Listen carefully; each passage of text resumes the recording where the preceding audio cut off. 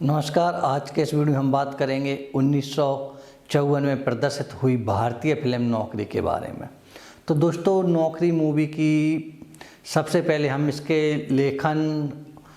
के बारे में जानेंगे, फिर इसके बाद आएंगे इसके निर्देशक की बात करेंगे और इसके गीत हैं, संगीत हैं, इसके जो मुख्य कलाकार थे उनके बारे में जानेंगे और आखिरी में इसकी हम कहानी की बात करेंगे। तो आप मेरे साथ वीडियो में बने रहें। अब वीडियो को शुरू करते हैं। दोस्तों, बात करें 1954 की प्रदर्शित फिल्म नौकरी की, तो इसका जो लेखन है उसका कार्य सुबोध बासु के द्वारा किया गया था और इस कार्य में उनका सहयोग नवेंदु घोष और पॉल महेंद्र के द्वारा दिया गया था। बात करें इस फिल्म के निर्देशन की, तो इसका जो निर्देशन है उसका कार्य विमल रॉय के द्वारा किया गया था और इसके जो गीत थे वो शैलेंद्र साहब के द्वारा लिखे गए थे। इस फिल्म के गीतों को संगीत से सजाया था सलिल चौधरी साहब ने और इन गीतों को जो गाने वाले गायक थे वो किशोर कुमार, उषा मंगेशकर, गीता दत्त, लता मंगेशकर, शंकर दास गुप्ता और इनके साथी श्यामलाल मित्रा। बात करें इस फिल्म के प्रमुख कलाकारों की, तो इसमें जो मुख्य रूप से थे वो थे किशोर कुमार, कन्हैया लाल, आंचला सचदेव, महमूद, जगदीप, शीला रहमानी और इनके साथी इफ्तिखार। बात करें इसकी कहानी की, तो इसमें क्या है कि एक रतन कुमार चौधरी नाम का एक व्यक्ति है,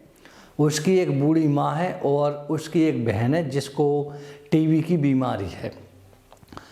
रतन कुमार चौधरी ने अभी इसकी परीक्षा दी है और अब वह रिजल्ट का इंतज़ार कर रहा है। इसी बीच रतन कुमार अपनी बहन के इलाज के लिए एक आरोग्य निवास में एक पत्र देता है जिससे उसकी बहन को वहाँ पे वह भेज सके, परंतु उसकी जो बहन है उसे अभी वेटिंग लिस्ट में डाल दिया जाता है। एक दिन रतन कुमार का रिजल्ट आ जाता है, वह फर्स्ट क्लास पास हो जाता है और जब रतन कुमार के पिताजी थे तो वह कोलकाता में नौकरी किया करते थे। जिस कंपनी में रतन कुमार के पिताजी नौकरी किया करते थे उसी कंपनी का एक जो मैनेजर है उसने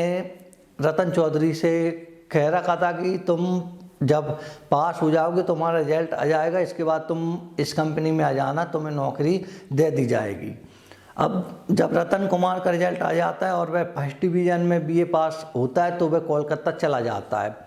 और वहाँ पे वह जिस कंपनी में उसके पिताजी काम किया करते थे उस कंपनी में पहुँचता है तो उसे पता चलता है कि इस कंपनी के जो मैनेजर हैं उन्होंने अपने साले को नौकरी पर रख लिया है। इस कारण अब रतन कुमार को ये नौकरी नहीं मिल पाएगी। तो रतन कुमार वहीं पे एक लॉज में रहने के लिए चला जाता है। इसी लॉज में रतन कुमार के साथ 3 लोग और रहते हैं जो कि नौकरी की तलाश कर रहे हैं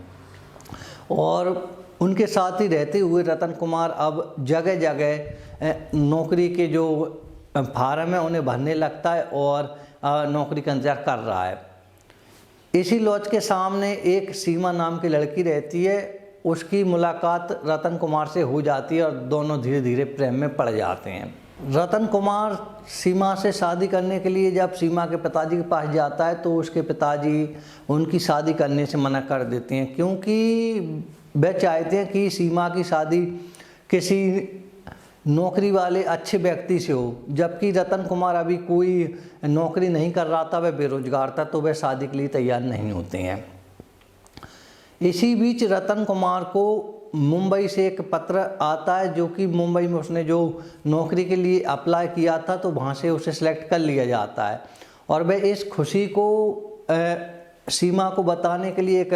पत्र लिखता है और उसी में अपनी इस नौकरी का जो वहाँ से लेटर आया था उसे भी रख देता है जिससे उसके पिताजी अब उसके साथ सीमा का विवाह कर सकें और वह उस पत्र को लेकर सीमा के घर पे छोड़ आता है। परंतु वह जो पत्र है वह सीमा के पिताजी के हाथ लग जाता है और सीमा के जो पिताजी हैं उस पत्र को पढ़ लेते हैं और वह सोचते हैं कि ये रतन कुमार ये सब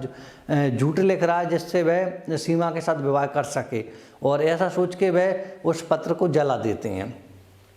कुछ समय बाद जब रतन कुमार की सीमा से मुलाकात होती है और जब वह सीमा से पूछता है तो सीमा को बताती है कि उसे ऐसा कोई पत्र नहीं मिला है, तो रतन कुमार काफ़ी नाराज़ होता है और इस बात की छानबीन करता है कि वह पत्र गया कहाँ। जब वह सीमा के पिताजी से पूछता है तो उसे पता चलता है कि वह पत्र तो सीमा के पिताजी ने जला दिया था। अब रतन कुमार के साथ एक दुविधा उत्पन्न हो जाती है, क्योंकि रतन कुमार को अब उस कंपनी का नाम याद नहीं रहता जहाँ पे उसकी नौकरी लगी थी, और जो कंपनी का लेटर आया था वो अब उसके पास नहीं है, क्योंकि वो सीमा के पिताजी ने उस खत के साथ जला दिया था। परंतु रतन कुमार अपनी इस नौकरी के लिए, जो कि उसकी मुंबई में लगी हुई थी, मुंबई जाता है और वहाँ पे उस कंपनी को ढूंढने की कोशिश करता है, परंतु उसे नाम याद नहीं रहता तो वह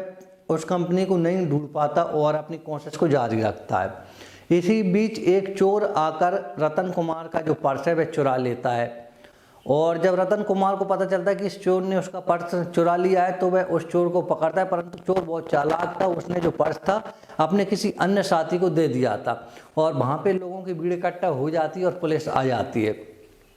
जब पुलिस आ जाती है तो रतन कुमार अपनी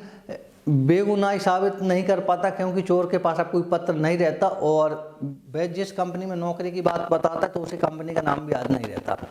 इस कारण जो पुलिस है वह रतन कुमार और उस चोर थे उन सभी को लेकर हवालात में बंद कर देती है। अचानक से रतन कुमार को उस कंपनी का नाम याद आ जाता है और वह पुलिस को बताता है कि मेरी इस कंपनी में नौकरी लगी हुई थी। तो वह कंपनी में पहुंचता है तो वहाँ पे उसे पता चलता है कि वह एक दिन लेट हो गया, इस कारण उसको जो नौकरी मिली थी वह किसी अन्य व्यक्ति को दे दी गई है, जिससे रतन कुमार काफ़ी निराशा में डूब जाता है। परंतु कंपनी के कुछ और व्यक्ति थे, वो रतन कुमार की किसी अन्य उसी कंपनी में अन्य पोस्ट पर उसकी नियुक्ति करवा देती हैं। रतन कुमार अपनी नौकरी करने लगता है और इस बात की खबर वह सीमा के लिए भी भेज देता है। इधर क्या होता है कि एक बुजुर्ग जो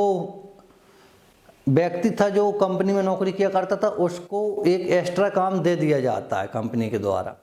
तो रतन कुमार उस बुजुर्ग की हालत देखते हुए उसका काम वह खुद करने लगता है, और रतन कुमार से एक गलती हो जाती है जिस कारण कंपनी का काफ़ी नुकसान हो जाता है। और जब कंपनी के नुकसान होता है और जो कि रतन कुमार ने जिस बूढ़े व्यक्ति के काम को किया था, कंपनी उस व्यक्ति को कंपनी से निकालती है, तो रतन कुमार सारी बात बताता है और इस इल्ज़ाम को अपने ऊपर ले लेता है। इस कारण कंपनी रतन कुमार को ही नौकरी से निकाल देती है। इसी बीच जो सीमा है, जब उसे पता चलता है कि रतन कुमार की नौकरी मुंबई में लग चुकी है तो वह रतन कुमार के पास घर से भाग के आ जाती है। अब जब सीमा रतन कुमार के पास पहुंचती है तो रतन कुमार सीमा को सच नहीं बता पाता कि उसकी नौकरी चली गई है, इस कारण वह आत्महत्या करने की कोशिश करता है। सीमा रतन कुमार को आत्महत्या करने से रोकती है और दोनों एक नई शुरुआत करने की ओर चल पड़ते हैं। दोस्तों, आपको ये वीडियो कैसा लगा हमें कमेंट करके बताएं, और आप इसी तरह के और वीडियो देखना चाहते हैं तो मैंने सारे जो वीडियो उनकी एक प्लेलिस्ट बना रखी है, आप चैनल पे जाके अपनी पसंद का वीडियो देख सकते हैं। मिलेंगे अगले वीडियो।